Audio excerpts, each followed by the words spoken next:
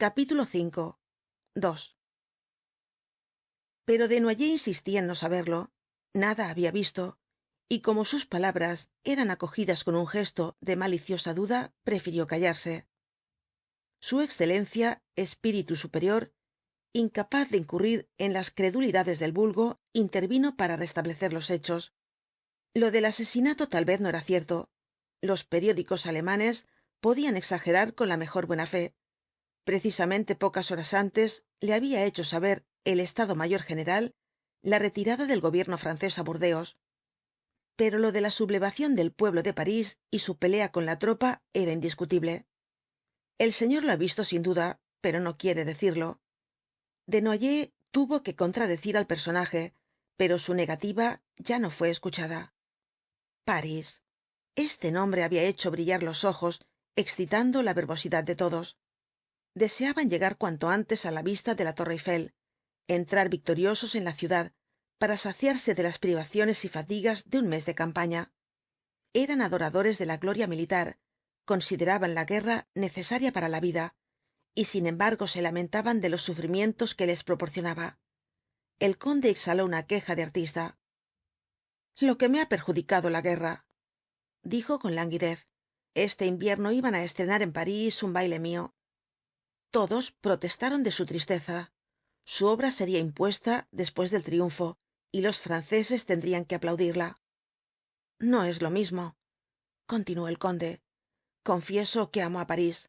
Lástima que esas gentes no hayan querido nunca entenderse con nosotros. Y se sumió en su melancolía de hombre no comprendido. A uno de los oficiales que hablaba de las riquezas de París con ojos de codicia, lo reconoció de pronto Desnoyers por el brazal que ostentaba en una manga. Era el que había saqueado el castillo.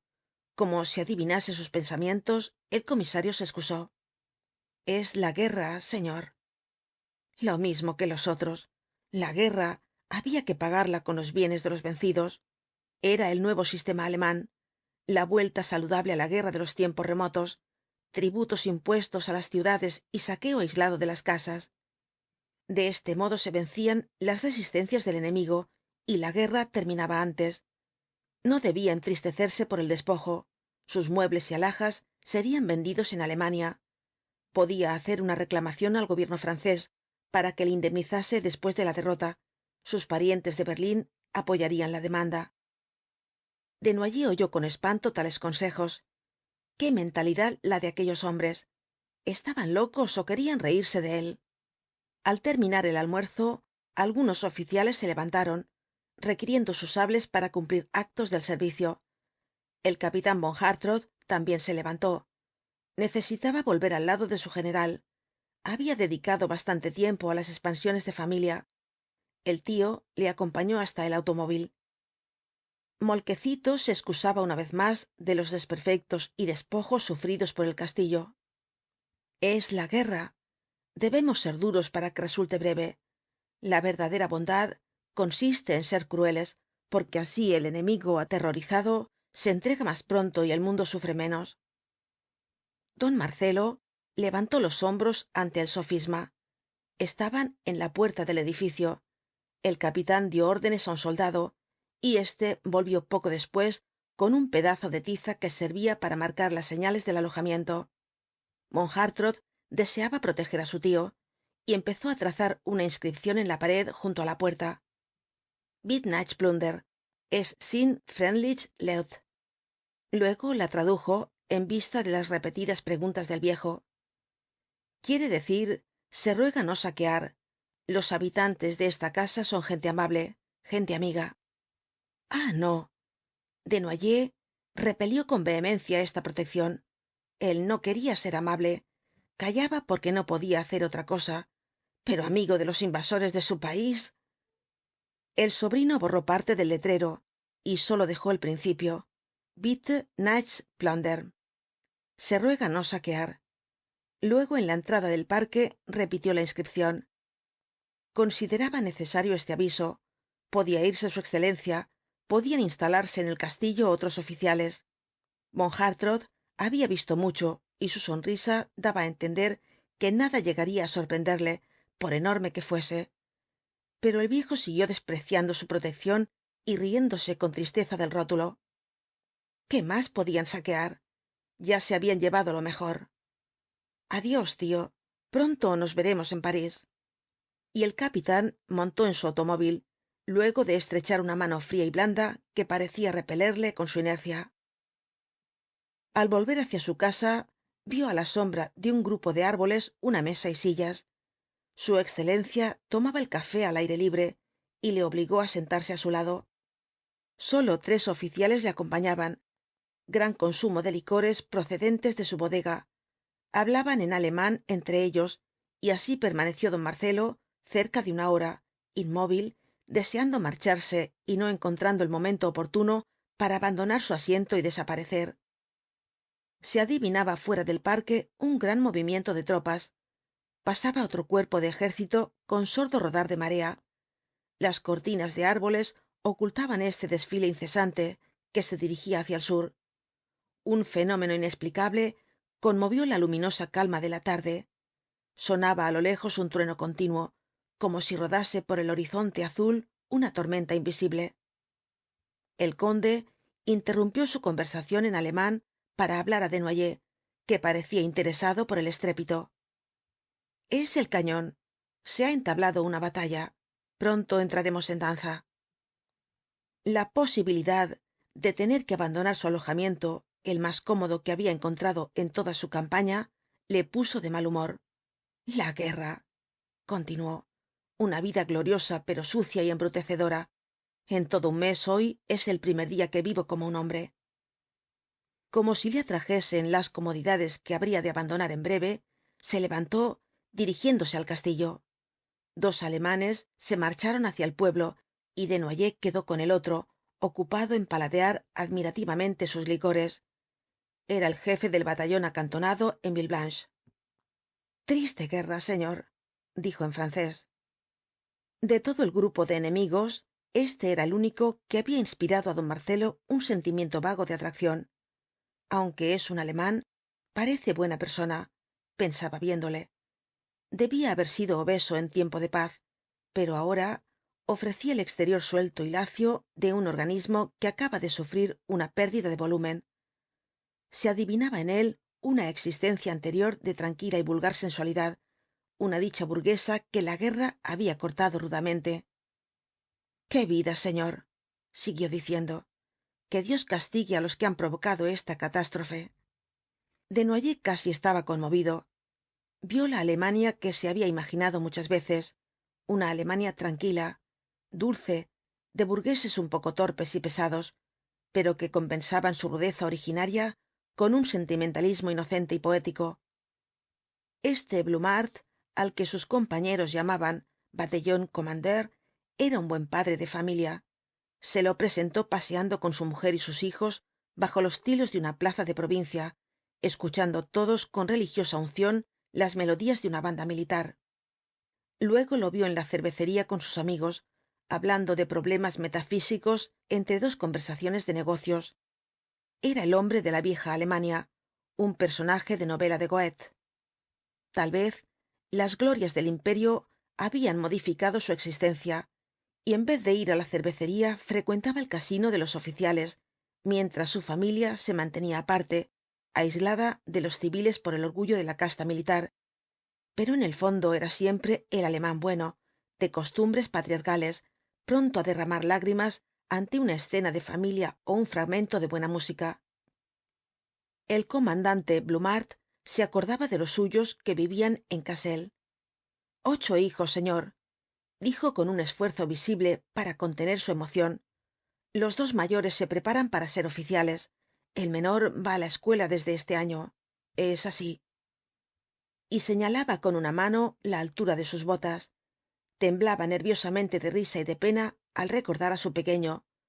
Luego hizo el elogio de su esposa, excelente directora de hogar, madre que se sacrificaba con modestia por sus hijos, por su esposo. Ay, la dulce Augusta. 20 años de matrimonio iban transcurridos y la adoraba como el día en que se vieron por primera vez. Guardaba en un bolsillo de su uniforme todas las cartas que ella le había escrito desde el principio de la campaña. Véala, señor. Estos son mis hijos. Sacó del pecho un medallón de plata, con adornos de arte de Múnich, y tocando un resorte lo hizo abrirse en redondeles, como las hojas de un libro, dejando ver los rostros de toda la familia. La Frau Kommandeur, de una belleza austera y rígida, imitando el gesto y el peinado de la emperatriz. Luego las hijas, la Fraulein Kommandeur, vestidas de blanco, los ojos en alto como si cantasen una romanza, y al final los niños, con uniformes de escuelas del ejército o de instituciones particulares. Y pensar que podía perder a estos seres queridos con solo que un pedazo de hierro le tocase. Y había de vivir lejos de ellos ahora que era la buena estación, la época de los paseos en el campo.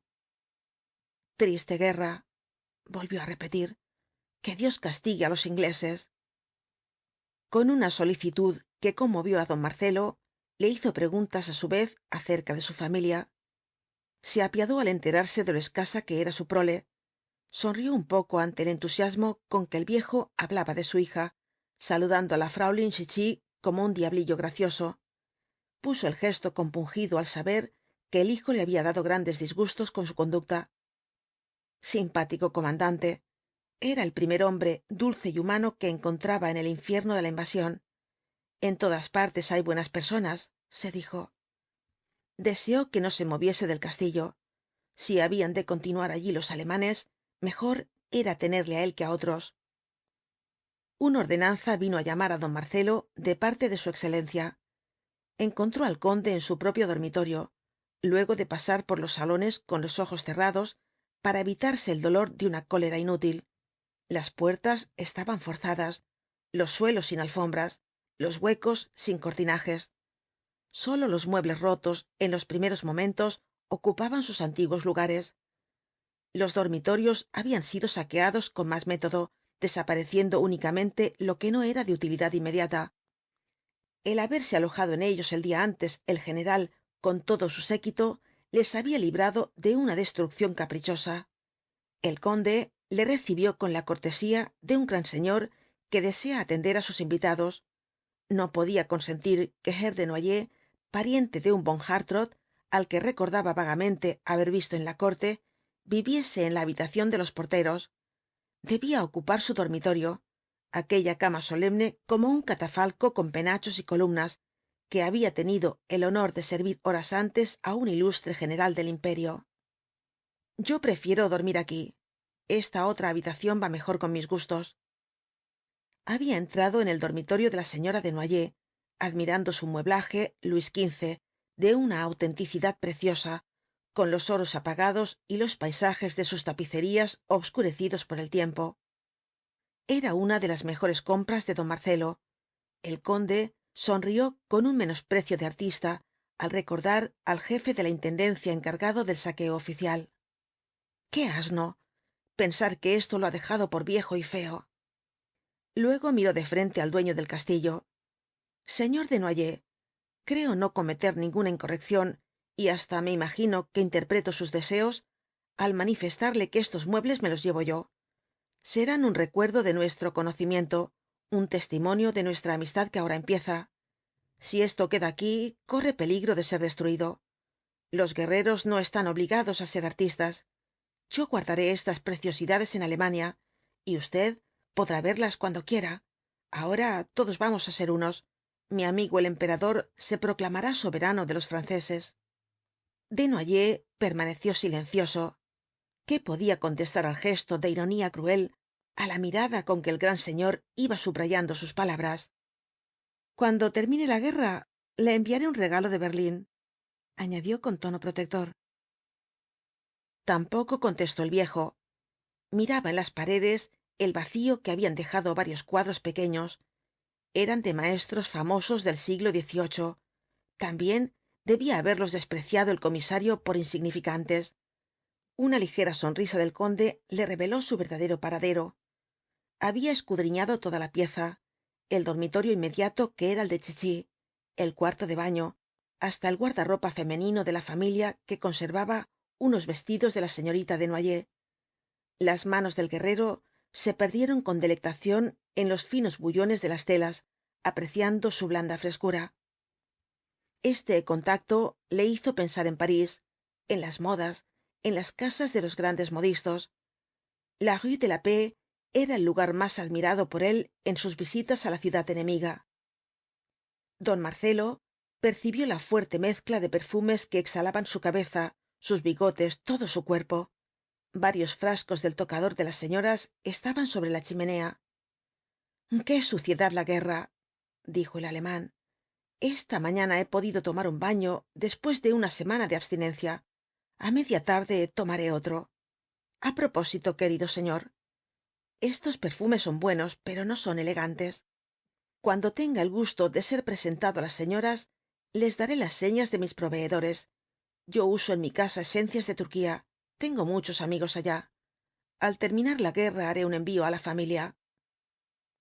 Sus ojos se habían fijado en algunos retratos colocados sobre una mesa. El conde adivinó á madame desnoyers viendo la fotografía de doña luisa. Luego sonrió ante el retrato de chichi. Muy graciosa. Lo que más admiraba en ella era su aire resuelto de muchacho. Posó una mirada amplia y profunda en la fotografía de julio. Excelente mozo, dijo. Una cabeza interesante, artística. En un baile de trajes obtendría un éxito. ¡Qué príncipe persa! Una aigrette blanca en la cabeza sujeta con un joyel, el pecho desnudo, una túnica negra con pavos de oro. Y siguió vistiendo imaginariamente al primogénito de desnoyers con todos los esplendores de un monarca oriental. El viejo sintió un principio de simpatía hacia aquel hombre por el interés que le inspiraba su hijo. Lástima que escogiese con tanta habilidad las cosas preciosas y se las apropiase. Junto á la cabecera de la cama, sobre un libro de oraciones olvidado por su esposa, vio un medallón con otra fotografía. Esta no era de la casa. El conde, que había seguido la dirección de sus ojos, quiso mostrársela. Temblaron las manos del guerrero.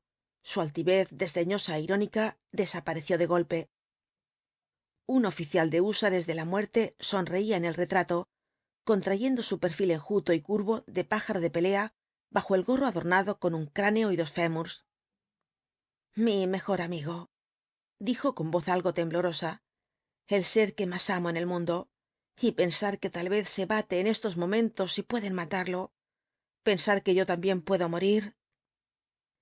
Don Marcelo creyó entrever una novela del pasado del conde. Aquel húsar era indudablemente un hijo natural. Su simplicidad no podía concebir otra cosa. Solo en su ternura era un padre capaz de hablar así. Y casi se sintió contagiado por esta ternura. Aquí dio fin la entrevista. El guerrero le había vuelto la espalda, saliendo del dormitorio, como si desease ocultar sus emociones. A los pocos minutos sonó en el piso bajo un magnífico piano de cola que el comisario no había podido llevarse por la oposición del general. La voz de éste se elevó sobre el sonido de las cuerdas. Era una voz de barítono algo opaca, pero que comunicaba un temblor apasionado á su romanza. El viejo se sintió conmovido. No entendía las palabras, pero las lágrimas se agolparon á sus ojos. Pensó en su familia, en las desgracias y peligros que le rodeaban, en la dificultad de volver á encontrar á los suyos. Como si la música tirase de él, descendió poco á poco al piso bajo. Qué artista aquel hombre altivamente burlón. Qué alma la suya.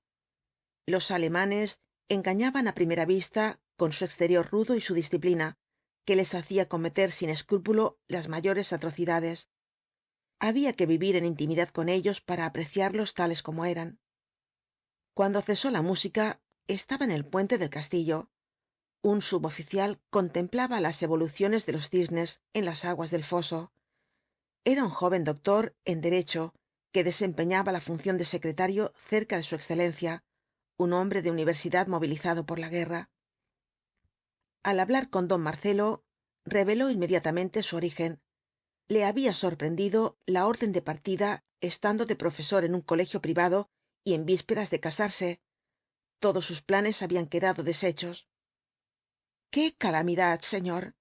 ¡Qué trastorno para el mundo! Y sin embargo, éramos muchos los que veíamos llegar la catástrofe. Forzosamente debía sobrevenir un día u otro.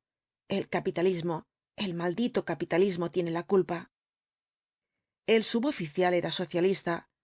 no ocultaba su participación en actos del partido que le habían originado persecuciones y retrasos en su carrera, pero la socialdemocracia se veía ahora aceptada por el emperador y halagada por los junkers más reaccionarios.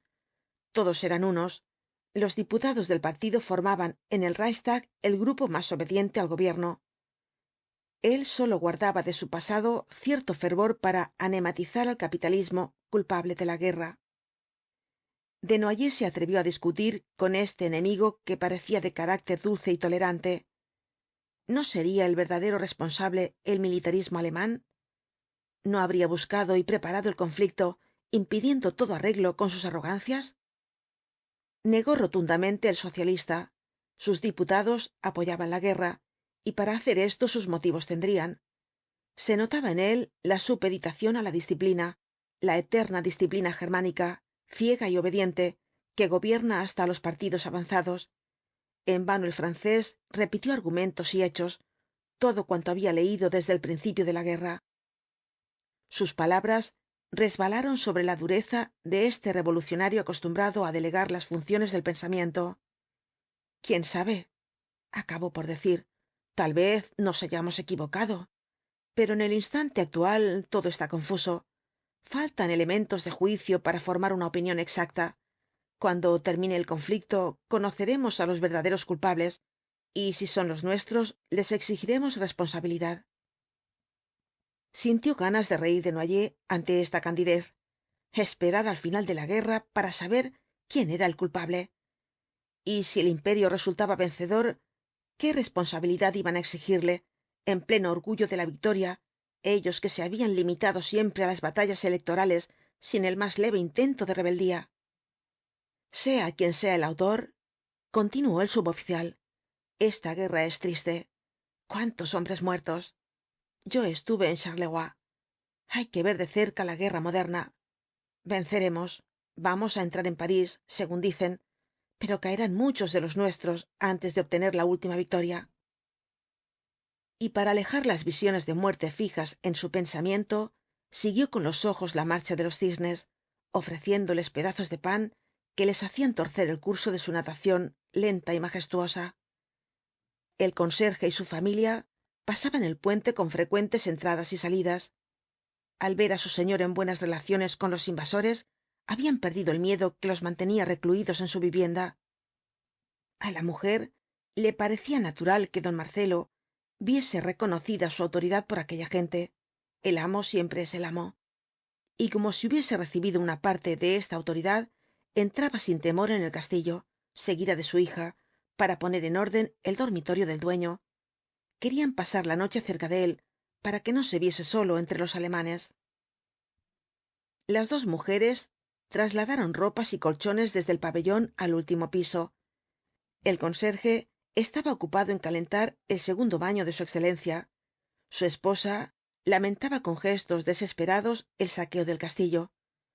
Qué de cosas ricas desaparecidas. Deseosa de salvar los últimos restos, buscaba al dueño para hacerle denuncias, como si éste pudiese impedir el robo individual y cauteloso. Los ordenanzas y escribientes del conde se metían en los bolsillos todo lo que resultaba fácil de ocultar. Decían sonriendo que eran recuerdos. Luego se aproximó con aire misterioso para hacerle una nueva revelación. Había visto a un jefe forzar los cajones donde guardaba la señora la ropa blanca, y cómo formaba un paquete con las prendas más finas y gran cantidad de blondas. Ese es, señor, dijo de pronto, señalando a un alemán que escribía en el jardín, recibiendo sobre la mesa un rayo oblicuo de sol que se filtraba entre las ramas. Don Marcelo lo reconoció con sorpresa. También el comandante Blumhardt. Pero inmediatamente excusó su acto. Encontraba natural que se llevase algo de su casa, después que el comisario había dado ejemplo. Además, tuvo en cuenta la calidad de los objetos que se apropiaba. No eran para él, eran para la esposa, para las niñas. Un buen padre de familia. Más de una hora llevaba ante la mesa escribiendo sin cesar, conversando pluma en mano con su Augusta, con toda la familia que vivía en Cassel. Mejor era que se llevase lo suyo este hombre bueno que los otros oficiales, altivos, de voz cortante é insolente tiesura. Vio cómo levantaba la cabeza cada vez que pasaba Georgette, la hija del conserje, siguiéndola con los ojos. Pobre padre. Indudablemente se acordaba de las dos señoritas que vivían en Alemania, con el pensamiento ocupado por los peligros de la guerra. Él también se acordaba de Chichi, temiendo no verla más. En uno de sus viajes desde el castillo al pabellón, la muchacha fue llamada por el alemán. Permaneció erguida ante su mesa, tímida, como si presintiese un peligro, pero haciendo esfuerzos para sonreír. Mientras tanto, Blumhardt la hablaba acariciándole las mejillas con sus manazas de hombre de pelea. A Desnoyers le conmovió esta visión. Los recuerdos de una vida pacífica y virtuosa resurgían á través de los horrores de la guerra. Decididamente este enemigo era un buen hombre. Por eso sonrió con amabilidad cuando el comandante, abandonando la mesa, fué hacia él. Entregó su carta y un paquete voluminoso á un soldado para que los llevase al pueblo, donde estaba la estafeta del batallón. Es para mi familia, dijo. No dejo pasar un día de descanso sin enviar carta. Las suyas son tan preciosas para mí. También envío unos pequeños recuerdos. Desnoyers estuvo próximo á protestar. Pequeños no. Pero con un gesto de indiferencia dio á entender que aceptaba los regalos hechos á costa suya. El comandante siguió hablando de la dulce Augusta y de sus hijos mientras tronaba la tempestad invisible en el horizonte sereno del atardecer. Cada vez era más intenso el cañoneo. La batalla, continuó Blumhardt. Siempre la batalla. Seguramente es la última y la ganaremos. Antes de una semana vamos á entrar en París. Pero ¿cuántos no llegarán á verlo? ¡Qué de muertos! Creo que mañana ya no estaremos aquí. Todas las reservas tendrán que atacar para vencer la suprema resistencia. Con tal que yo no caiga. La posibilidad de morir al día siguiente contrajo su rostro con un gesto de rencor. Una arruga vertical partía sus cejas. Miró á Desnoyers con ferocidad, como si le hiciese responsable de su muerte y de la desgracia de su familia. Durante unos minutos don Marcelo no reconoció al Blumhardt dulce y familiar de poco antes, dándose cuenta de las transformaciones que la guerra realiza en los hombres. Empezaba el ocaso cuando un suboficial, el mismo de la socialdemocracia, llegó corriendo en busca del comandante. Desnoyers no podía entenderle por hablar en alemán, pero siguiendo las indicaciones de su mano, vio en la entrada del castillo, más allá de la verja, un grupo de gente campesina y unos cuantos soldados con fusiles. Blumhardt, después de corta reflexión, emprendió la marcha hacia el grupo y don Marcelo fué tras él. Vio á un muchacho del pueblo entre dos alemanes que le apuntaban al pecho con sus bayonetas. Estaba pálido, con una palidez de cera. Su camisa, sucia de hollín, aparecía desgarrada de un modo trágico, denunciando los manotones de la lucha. En una sien tenía una desolladura que manaba sangre. A corta distancia, una mujer con el pelo suelto, rodeada de 4 niñas y un pequeñuelo, todos manchados de negro, como si surgiesen de un depósito de carbón. La mujer hablaba elevando las manos, dando gemidos que interrumpían su relato, dirigiéndose inútilmente á los soldados, incapaces de entenderla. El suboficial que mandaba la escolta habló en alemán con el comandante, y mientras tanto la mujer se dirigió á Desnoyers. Mostraba una repentina serenidad al reconocer al dueño del castillo, como si éste pudiese salvarla. Aquel mocetón era hijo suyo. Estaban refugiados desde el día anterior en la cueva de su casa incendiada. El hambre les había hecho salir, luego de librarse de una muerte por asfixia. Los alemanes, al ver á su hijo, lo habían golpeado y querían fusilarlo, como fusilaban á todos los mozos. Creían que el muchacho tenía 20 años, lo consideraban en edad de ser soldado, y para que no se incorporase al ejército francés lo iban á matar. Es mentira, gritó la mujer. No tiene más que 18. Tampoco 18, menos aún. Solo tiene 17. Se volvía á otras mujeres que iban detrás de ella, para invocar su testimonio. Tristes hembras, igualmente sucias, con el rostro ennegrecido y las ropas desgarradas, oliendo a incendio, a miseria, a cadáver. Todas asentían, agregando sus gritos á los de la madre. Algunas extremaban sus declaraciones, atribuyendo al muchacho 16 años, 15, y a este coro de femeniles vociferaciones se unían los gemidos de los pequeños, que contemplaban á su hermano con los ojos agrandados por el terror. El comandante examinó al prisionero mientras escuchaba al suboficial. Un empleado del municipio había confesado aturdidamente que tenía 20 años, sin adivinar que con esto causaba su muerte. mentira, repitió la madre, adivinando por instinto lo que hablaban. Ese hombre se equivoca. Mi hijo es robusto, parece de más edad, pero no tiene 20 años. El señor que lo conoce puede decirlo. ¿No es verdad, señor Desnoyers?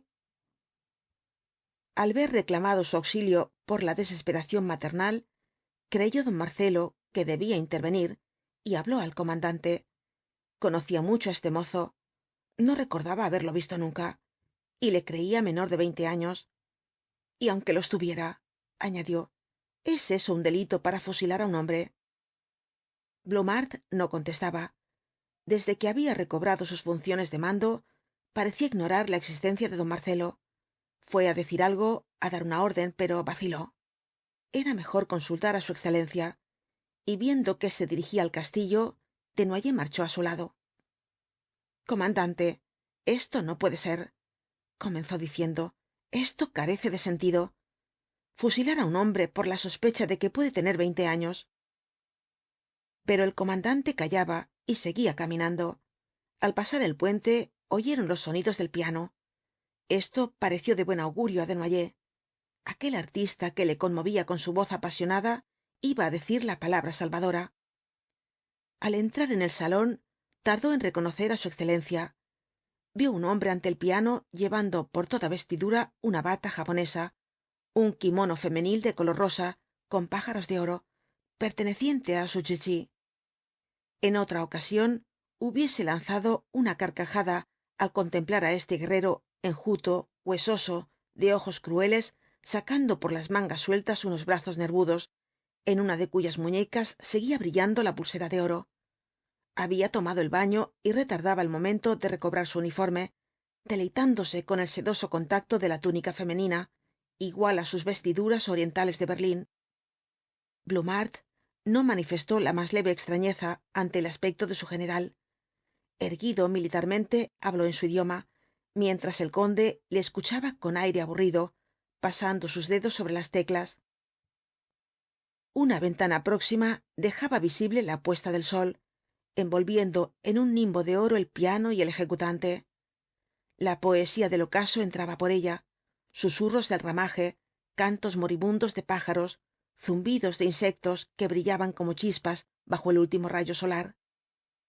Su excelencia, viendo interrumpido su ensueño melancólico por la inoportuna visita, cortó el relato del comandante con un gesto de mando y una palabra, una sola. No dijo más. Dio 2 chupadas á un cigarrillo turco, que chamuscaba lentamente la madera del piano, y sus manos volvieron á caer sobre el marfil, reanudando la improvisación vaga y tierna inspirada por el crepúsculo. gracias excelencia, dijo el viejo adivinando su magnánima respuesta. El comandante había desaparecido. Tampoco le encontró fuera de la casa. Un soldado trotaba cerca de la verja para transmitir la orden. Vio cómo la escolta repelía con las culatas al grupo vociferante de mujeres y chiquillos. Quedó limpia la entrada. Todos se alejaban indudablemente hacia el pueblo, después del perdón del general. Estaba en mitad de la avenida cuando sonó un aullido compuesto de muchas voces, un grito espeluznante como sólo puede lanzarlo la desesperación femenil. Al mismo tiempo conmovieron el aire fuertes trallazos, un crepitamiento que conocía desde el día anterior. Tiros. Adivinó al otro lado de la verja un rudo vaivén de personas, unas retorciéndose contenidas por fuertes brazos, otras huyendo con el galope del miedo. Vio correr hacia él una mujer despavorida, con las manos en la cabeza, lanzando gemidos. Era la esposa del conserje, que se había agregado poco antes al grupo de mujeres.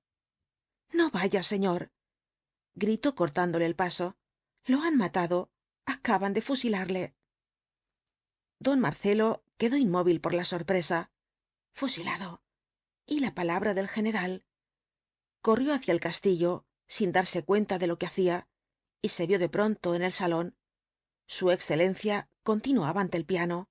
Ahora cantaba á media voz, con los ojos húmedos por la poesía de sus recuerdos, pero el viejo no podía escucharle.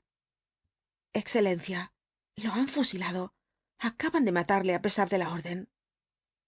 La sonrisa del jefe le hizo comprender de pronto su engaño. Es la guerra, querido señor, dijo cesando de tocar. La guerra con sus crueles necesidades. Siempre es prudente suprimir al enemigo de mañana. Y con aire pedantesco, como si diese una lección, habló de los orientales, grandes maestros en el arte de saber vivir. Uno de los personajes más admirados por él era cierto sultán de la conquista turca, que estrangulaba con sus propias manos á los hijos de los adversarios. Nuestros enemigos no vienen al mundo á caballo y empuñando la lanza, decía el héroe. Nacen niños como todos, y es oportuno suprimirlos antes de que crezcan. Desnoyers le escuchaba sin entenderle. Una idea única ocupaba su pensamiento. Y aquel hombre, que él creía bueno, aquel sentimental que se enternecía cantando, había dado fríamente, entre dos arpegios, su orden de muerte. El conde hizo un gesto de impaciencia. Podía retirarse, y le aconsejaba que en adelante fuese discreto, evitando el inmiscuirse en los asuntos del servicio. Luego le volvió la espalda, e hizo correr las manos sobre el piano, entregándose á su melancolía armoniosa. Empezó para don Marcelo una vida absurda, que iba á durar 4 días, durante los cuales se sucedieron los más extraordinarios acontecimientos. Este período representó en su historia un largo paréntesis de estupefacción, cortado por horribles visiones. No quiso encontrarse más con aquellos hombres y huyó de su propio dormitorio, refugiándose en el último piso, en un cuarto de doméstico, cerca del que había escogido la familia del conserje. En vano la buena mujer le ofreció comida al cerrar la noche. No sentía apetito. Estaba tendido en la cama. Prefería la obscuridad y el verse á solas con sus pensamientos. ¿Cuándo terminaría esta angustia? Se acordó de un viaje que había hecho á Londres años antes. Veía con la imaginación el Museo Británico y ciertos relieves asirios que le habían llenado de pavor, como restos de una humanidad bestial. Los guerreros incendiaban las poblaciones, los prisioneros eran degollados en montón, la muchedumbre campesina y pacífica marchaba en filas con la cadena al cuello, formando ristras de esclavos. Nunca había reconocido como en aquel momento la grandeza de la civilización presente. Todavía surgían guerras de vez en cuando, pero habían sido reglamentadas por el progreso. La vida de los prisioneros resultaba sagrada. Los pueblos debían ser respetados. Existía todo un cuerpo de leyes internacionales para reglamentar cómo deben matarse los hombres y combatirse las naciones, causándose el menor daño posible. Pero ahora acababa de ver la realidad de la guerra, lo mismo que miles de años antes. Los hombres con casco procedían de igual modo que los sátrapas perfumados y feroces de mitra azul y barba anillada. El adversario era fusilado aunque no tuviese armas. El prisionero moría á culatazos. Las poblaciones civiles emprendían en masa el camino de Alemania, como los cautivos de otros siglos. ¿De qué había servido el llamado progreso? ¿Dónde estaba la civilización? Despertó al recibir en sus ojos la luz de una bujía. La mujer del conserje había subido otra vez para preguntarle si necesitaba algo. ¡Qué noche! Óigalos cómo gritan y cantan. Las botellas que llevan bebidas están en el comedor. Es preferible que usted no los vea. Ahora se divierten rompiendo los muebles. Hasta el conde está borracho. Borracho también ese jefe que habla con usted y los demás. Algunos de ellos bailan medio desnudos. Deseaba callarse ciertos detalles, pero su verbosidad femenil saltó por encima de estos propósitos discretos. Algunos oficiales jóvenes se habían disfrazado con sombreros y vestido de las señoras y danzaban dando gritos e imitando los contoneos femeniles. Uno de ellos era saludado con un rugido de entusiasmo al presentarse sin otro traje que una combinación interior de la señorita chichi. Muchos gozaban un placer maligno al depositar los residuos digestivos sobre las alfombras o en los cajones de los muebles, empleando para limpiarse los lienzos finos que encontraban á mano. El dueño la hizo callar. ¿Para qué enterarle de todo esto? Y nosotros obligados á servirles, continuó gimiendo la mujer. Están locos. Parecen otros hombres. Los soldados dicen que se marchan al amanecer. Hay una gran batalla. Van á ganarla. Pero todos necesitan pelear en ella. Mi pobre marido ya no puede más. Tantas humillaciones. Y mi hija. Mi hija. Esta era su mayor preocupación. La tenía oculta, pero seguía con inquietud las idas y venidas de algunos de estos hombres enfurecidos por el alcohol. De todos el más temible era aquel jefe que acariciaba paternalmente á Georgette.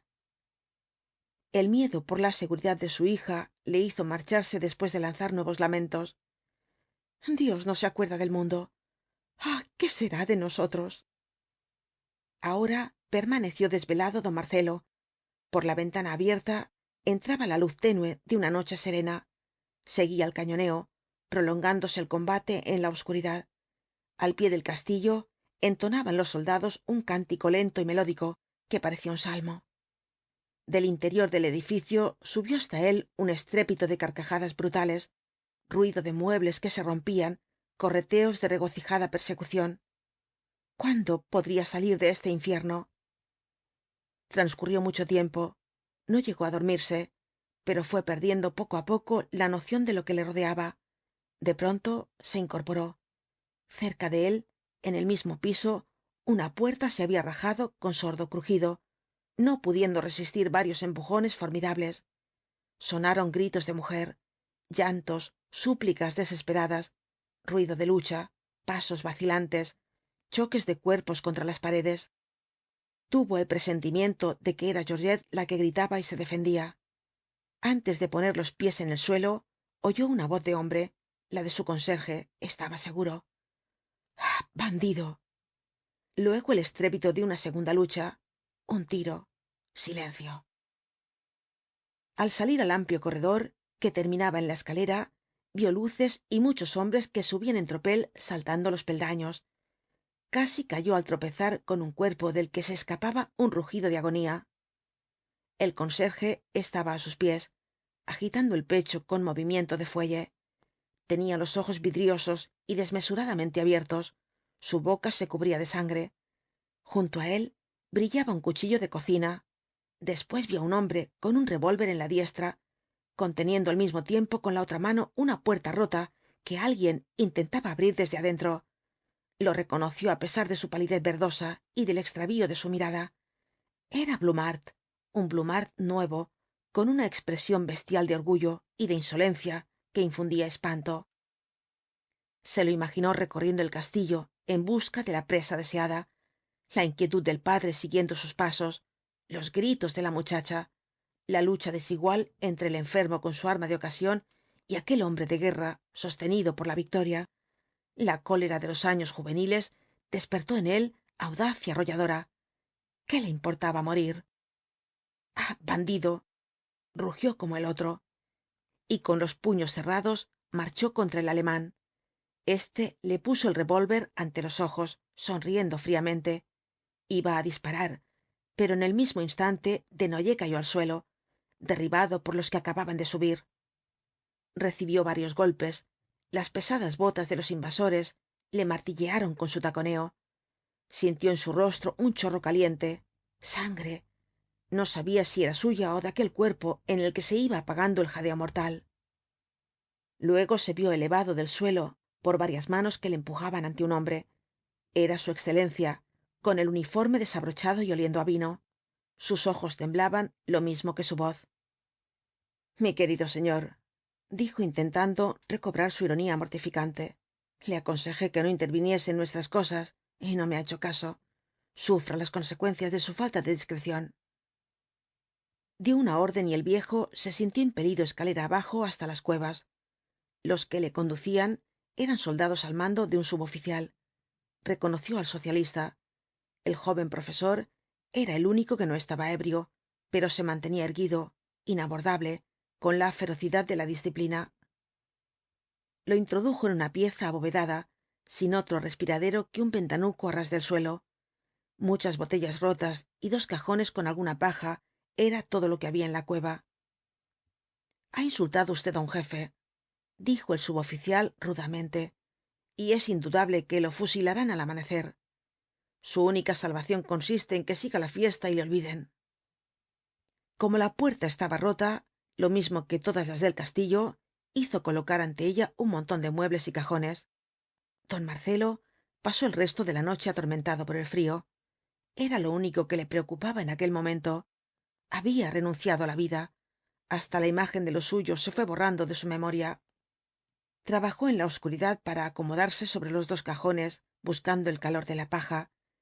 Cuando empezaba á soplar por el ventanillo la brisa del alba, cayó lentamente en un sueño pesado, un sueño embrutecedor, igual al de los condenados á muerte, o al que precede á una mañana de desafío. Le pareció oír gritos en alemán, trotes de caballos, un rumor lejano de redobles y silbidos, semejante al que producían los batallones invasores con sus pífanos y sus tambores planos. Luego perdió por completo la sensación de lo que le rodeaba. Al abrir otra vez sus ojos, un rayo de sol, deslizándose por el ventanuco, trazaba un cuadrilátero de oro en la pared, dando un regio esplendor á las telarañas colgantes. Alguien removía la barricada de la puerta. Una voz de mujer, tímida y angustiada, le llamó repetidas veces. Señor, ¿está usted ahí?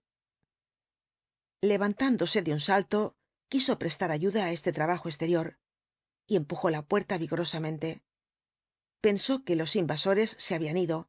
No comprendía de otro modo que la esposa del conserje se atreviese á sacarle de su encierro. Sí, se han marchado, dijo ella. No queda nadie en el castillo. Al encontrar libre la salida, vio don Marcelo á la pobre mujer con los ojos enrojecidos, la faz huesosa, el pelo en desorden. La noche había gravitado sobre su existencia con un peso de muchos años. Toda su energía se desvaneció de golpe al reconocer al dueño. Señor, señor, gimió convulsivamente y se arrojó en sus brazos derramando lágrimas. Don Marcelo no deseaba saber nada, tenía miedo á la verdad. Sin embargo, preguntó por el conserje. Ahora que estaba despierto y libre, acarició la esperanza momentánea de que todo lo visto por él en la noche anterior fuese una pesadilla. Tal vez vivía aún el pobre hombre. Lo mataron, señor. Lo asesinó aquel hombre que parecía bueno. Y no sé dónde está su cuerpo. Nadie ha querido decírmelo. Tenía la sospecha de que el cadáver estaba en el foso. Las aguas verdes y tranquilas se habían cerrado misteriosamente sobre esta ofrenda de la noche. Desnoyers adivinó que otra desgracia preocupaba aún más á la madre, pero se mantuvo aún en púdico silencio. Fué ella la que habló entre exclamaciones de dolor. Georgette estaba en el pabellón. Había huido horrorizada del castillo al marcharse los invasores. Estos la habían guardado en su poder hasta el último momento. Señor, no la vea. Tiembla y llora al pensar que usted puede hablarle luego de lo ocurrido. Está loca, quiere morir. Ay, mi hija, y no habrá quien castigue a esos monstruos. Habían salido del subterráneo y atravesaron el puente. La mujer miró con fijeza las aguas verdes y unidas.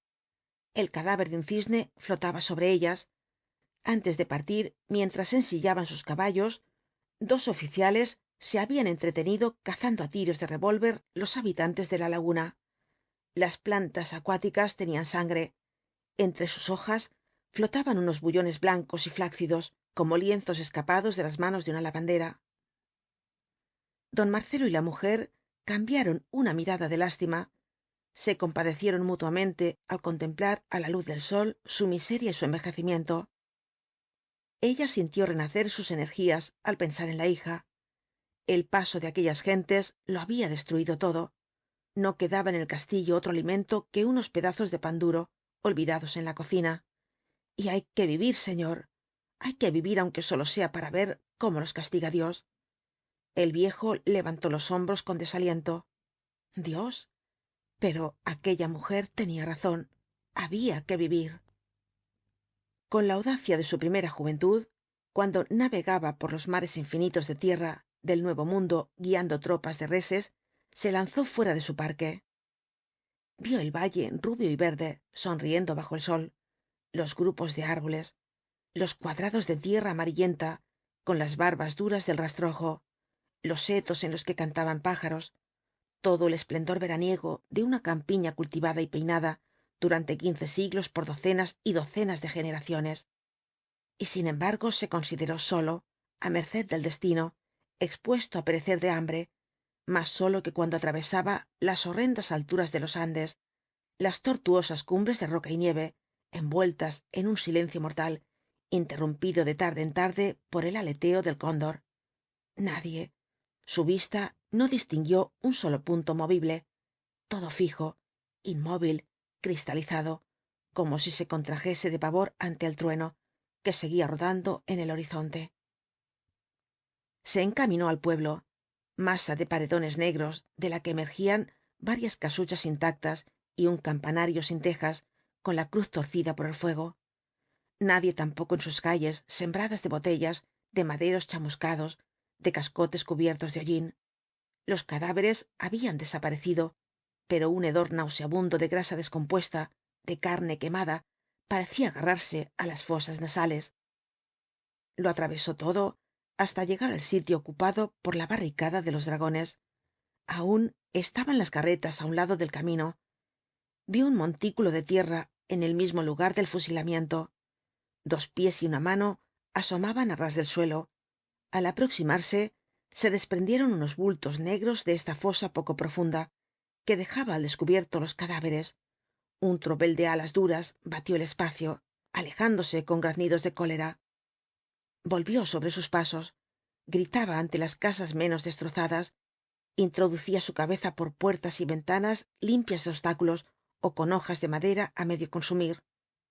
No había quedado nadie en Villeblanche. Columbró entre las ruinas algo que avanzaba á gatas, una especie de reptil que se detenía en su arrastre con vacilaciones de miedo, pronto á retroceder para deslizarse en su madriguera. Súbitamente tranquilizada la bestia, se irguió. Era un hombre, un viejo. Otras larvas humanas fueron surgiendo al conjuro de sus gritos, pobres seres que habían renunciado á la verticalidad que denuncia desde lejos y envidiaban á los organismos inferiores su deslizamiento por el polvo, su prontitud para escurrirse en las entrañas de la tierra. Eran mujeres y niños en su mayor parte, todos sucios, negros, con el cabello enmarañado, el ardor de los apetitos bestiales en los ojos, el desaliento del animal débil en la mandíbula caída. Vivían ocultos en los escombros de sus casas. El miedo les había hecho olvidar el hambre, pero al verse libres de enemigos, reaparecían de golpe todas sus necesidades incubadas por las horas de angustia. Desnoyers creyó estar rodeado de una tribu de indios, famélicos y embrutecidos, igual á las que había visto en sus viajes de aventurero. Traía con él de París una cantidad de piezas de oro y sacó una moneda, haciéndola brillar al sol. Necesitaba pan, necesitaba todo lo que fuese comestible, pagaría sin regatear. La vista del oro provocó miradas de entusiasmo y codicia, pero esta impresión fué breve. Los ojos acabaron por contemplar con indiferencia el redondel amarillo. Don Marcelo se convenció de que el milagroso fetiche había perdido su poder. Todos entonaban un coro de desgracias y horrores con voz lenta y quejumbrosa, como si llorasen ante un féretro. Señor, han muerto á mi marido. Señor, mis hijos, me faltan 2 hijos. Señor, se han llevado presos á todos los hombres. Dicen que es para trabajar la tierra en Alemania. Señor, pan. Mis pequeños se mueren de hambre. Una mujer lamentaba algo peor que la muerte. Mi hija, mi pobre hija. Su mirada de odio y de locura denunciaba la tragedia secreta. Sus alaridos y lágrimas hacían recordar á la otra madre que gritaba lo mismo en el castillo. En el fondo de alguna cueva estaba la víctima, rota de cansancio, sacudida por el delirio, viendo todavía la sucesión de asaltantes brutales, con el rostro dilatado por un entusiasmo simiesco. El grupo miserable tendía en círculo sus manos hacia aquel hombre cuya riqueza conocían todos. Las mujeres le enseñaban sus criaturas amarillentas, con los ojos velados por el hambre y una respiración apenas perceptible. pan pan imploraban, como si él pudiese hacer un milagro. Entregó á una madre la moneda que tenía entre los dedos, luego dio otras piezas de oro. Las guardaban sin mirarlas y seguían su lamento.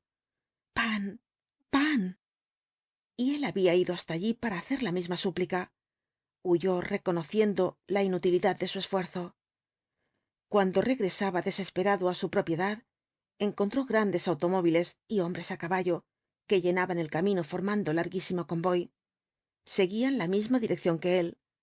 Al entrar en su parque, un grupo de alemanes estaba tendiendo los hilos de una línea telefónica. Acababan de recorrer las habitaciones en desorden y reían á carcajadas leyendo la inscripción trazada por el capitán von hartrott: se ruega no saquear. Encontraban la farsa muy ingeniosa, muy germánica. El convoy invadió el parque. Los automóviles y furgones llevaban una cruz roja. Un hospital de sangre iba á establecerse en el castillo. Los médicos, vestidos de verde y armados lo mismo que los oficiales, imitaban su altivez cortante, su repelente tiesura. Salían de los furgones centenares de camas plegadizas, alineándose en las diversas piezas.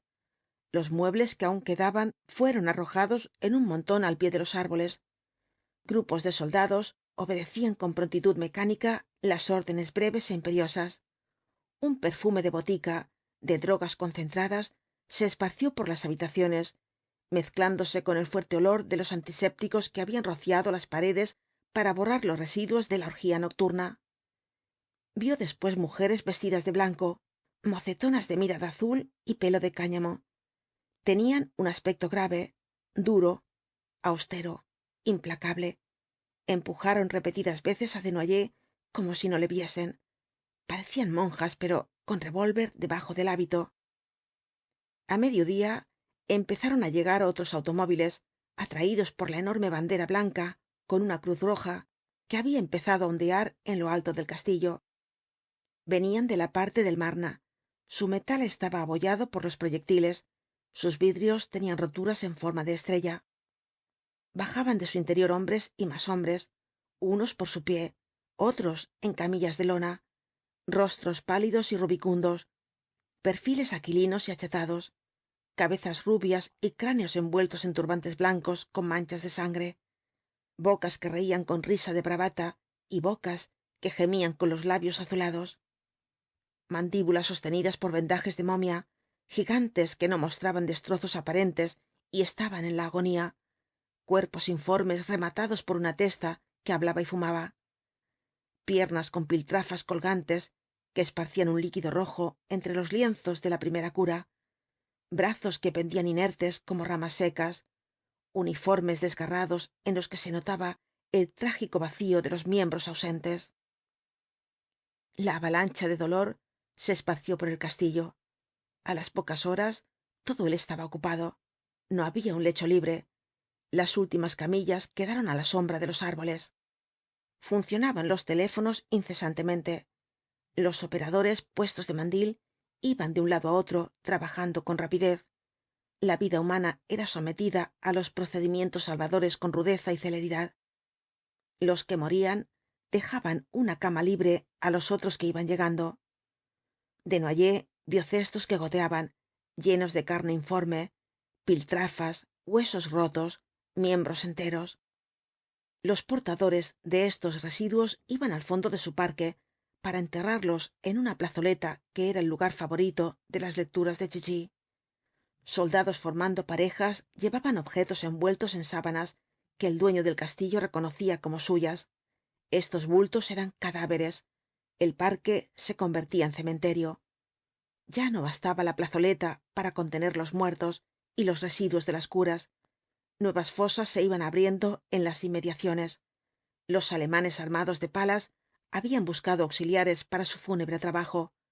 Una docena de campesinos prisioneros removían la tierra y ayudaban en la descarga de los muertos. Ahora los conducían en una carreta hasta el borde de la fosa, cayendo en ella como los escombros acarreados de una demolición. Don Marcelo sintió un placer monstruoso al considerar el número creciente de enemigos desaparecidos, pero á la vez lamentaba esta avalancha de intrusos que iba á fijarse para siempre en sus tierras. Al anochecer, anonadado por tantas emociones, sufrió el tormento del hambre. Sólo había comido uno de los pedazos de pan encontrados en la cocina por la viuda del conserje. El resto lo había dejado para ella y su hija. Un tormento igual al del hambre representó para él la desesperación de Georgette. Al verle pretendía escapar avergonzada. que no me vea el señor, gemía ocultando el rostro. Y el señor, siempre que entraba en el pabellón, evitaba aproximarse á ella, como si su presencia le hiciese sentir más intensamente el recuerdo del ultraje. En vano, aguijoneado por la necesidad, se dirigió á algunos médicos que hablaban francés. No le escucharon, y al insistir en sus peticiones, lo pusieron á distancia con rudo manotón. Él no iba á perecer de hambre en medio de sus propiedades. Aquellas gentes comían, las duras enfermeras se habían instalado en su cocina. Pero transcurrió el tiempo sin encontrar quien se apiadase de su persona, arrastrando su debilidad de un lado á otro, viejo, con una vejez de miseria, sintiendo en todo su cuerpo la impresión de los golpes recibidos en la noche anterior. Conoció el tormento del hambre, como no lo había sufrido nunca en sus viajes por las llanuras desiertas, el hambre entre los hombres en un país civilizado, llevando sobre su cuerpo un cinto lleno de oro, rodeado de tierras y edificios que eran suyos, pero de los que disponían otros que no se dignaban entenderle, y para llegar á esta situación, al término de su vida, había amasado millones y había vuelto á Europa. Ah, ironía de la suerte.